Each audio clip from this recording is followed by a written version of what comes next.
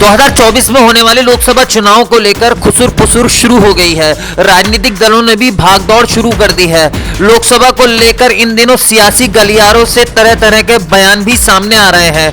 कोई किसी का समीकरण बिगाड़ रहा है तो कोई किसी को बनाने में लगा है। हालांकि चुनाव को लेकर प्रत्याशियों और राजनीतिक दलों की स्थिति क्या होगी ये तो चुनाव के बाद ही पता चलेगा। मुरादाबाद और रामपुर की बात करें तो यहाँ मुस्लिम वोटरों की बड़ी संख्या है। 2019 के लोकसभा चुनाव में इन वोटरों ने दोनों ही शहरों की सीटों पर भाजपा का समीकरण पूरी तरीके से बिगाड़ दिया था। मुरादाबाद में सपा के एसटी हसन जीते तो वहीं रामपुर से आजम खान। हालांकि आजम खान को सजा होने के बाद उनकी सदस्यता चली गई।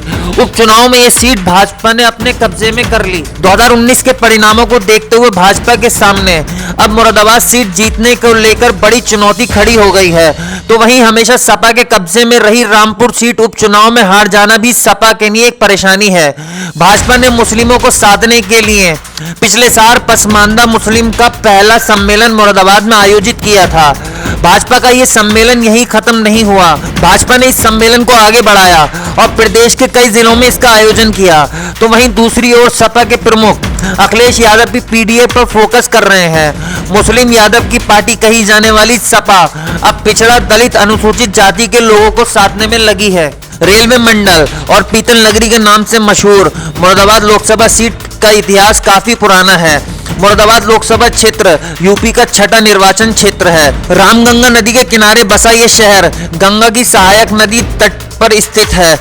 इस नदी की वजह से मुरादाबाद में अक्सर बाढ़ की समस्या उत्पन्न हो जाती है। अकबर के शासनकाल के दौरान मुरादाबाद चौपाल परगना के कार्यालय के रूप में विकसित कराया गया था। 1624 में इसे संभल के राज्यपाल रुस्तम खान ने अपने कब्जे में कर लिया था। इसके बाद इसका नाम रुस्तम नगर रख दिया गया। 1625 में इसका नाम बदल के मुगल शासक शाहजहां के बेटे मुराद बख्श के नाम पे मुरादाबाद कर दिया गया। इस शहर में मुगल शासक के लिए रुस्तम खान द्वारा एक जामा मस्जिद भी मौजूद है। आजादी के बाद पहली बार 1952 में इस सीट पर लोकसभा चुनाव हुआ था। इस सीट पर लगातार 2 बार कांग्रेस ने जीत दर्ज की थी। 1967 और 1971 के चुनाव में ये सीट कांग्रेस हार गई और भारतीय जनसंघ के खाते में चली गई। 1971 में इमरजेंसी के बाद कांग्रेस को खासा नुकसान उठाना पड़ा था। उस दौरान इस सीट पर चौधरी चरण सिंह की पार्टी भारतीय लोकदल ने जीत दर्ज की थी। इसके बाद 1980 में एक बार फिर जनता दल ने यहां से जीत हासिल की, लेकिन 1984 में चली कांग्रेस की लहर में यह सीट फिर से कांग्रेस के खाते में आ गई। 1989 से लेकर 91 तक इस सीट पर जनता दल ने राज किया। 1996 और 98 में ये सीट सपा ने अपने कब्जे में कर ली। 1999 में एक बार फिर लोकसभा चुनाव हुए। ये चुनाव बहुत रोचक था। दरअसल अखिल भारतीय लोकतांत्रिक कांग्रेस की जगदंबिका पाल इस सीट पर कब्जा जमाया था। जगदंबिका पाल ने कांग्रेस छोड़कर नई पार्टी बनाई थी। 2004 के लोकसभा चुनाव में इस सीट पर वापस सपा ने कब्जा जमाया। 2009 में पूर्व क्रिकेटर अजहरुद्दीन यहां से सांसद चुने। उन्होंने कांग्रेस के टिकट पर चुनाव लड़ा था। 2014 में आई मोदी लहर के दौरान इस सीट पर पहली बार भाजपा ने चुनाव जीता। इसके बाद 2019 में फिर हुए चुनाव में सपा ने वापसी करी।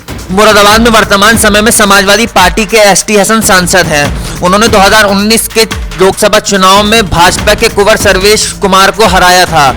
एसटी हसन को उस समय 6,49,416 वोट मिले थे, जबकि भाजपा प्रत्याशी को 5,51,538 वोटों पर संतोष करना पड़ा था। भाजपा और सपा के बीच इस दौरान कड़ी टक्कर देखने को मिली थी। तीसरे नंबर की बात करें तो यहां कांग्रेस रही थी। कांग्रेस ने इमरान प्रतापगढ़ी पर दांव लगाया था। इमरान को 59,198 वोट पाकर ही संतोष करना पड़ा था। मुरादाबाद लोकसभा के अंतर्गत आने वाली 6 विधानसभा सीटों में से 5 पर सपा का कब्जा है। भाजपा ने 1 सीट जीती थी। ठाकुर द्वारा विधानसभा सीट की बात करें तो यहां से सपा के नवाब जान ने 19,684 वोटों से भाजपा प्रत्याशी अजय प्रताप सिंह को हराया था। काट विधानसभा सीट भी मुरादाबाद लोकसभा में लगी है। 2022 के चुनाव में यहां से सपा के कमाल अख्तर ने 43,178 से अधिक वोट पाकर विधायक बने। सपा प्रत्याशी ने भाजपा के राजेश कुमार चुन्नू को हराया था। इसी तरह बिलारी विधानसभा सीट पर भी सपा ने कब्जा जमाया था। 2022 में मोहम्मद फहीम इरफान ने भाजपा के परमेश्वर लाल सैनी को हराया था। मुरादाबाद शहर की बात करें तो 2022 के विधानसभा चुनाव में ये सीट भाजपा ने अपने कब्जे में कर ली थी। यहां से रितेश गुप्ता वर्तमान विधायक है। उन्होंने सपा के मोहम्मद यूसुफ अंसारी को चुनाव में करारी शिकस्त दी थी।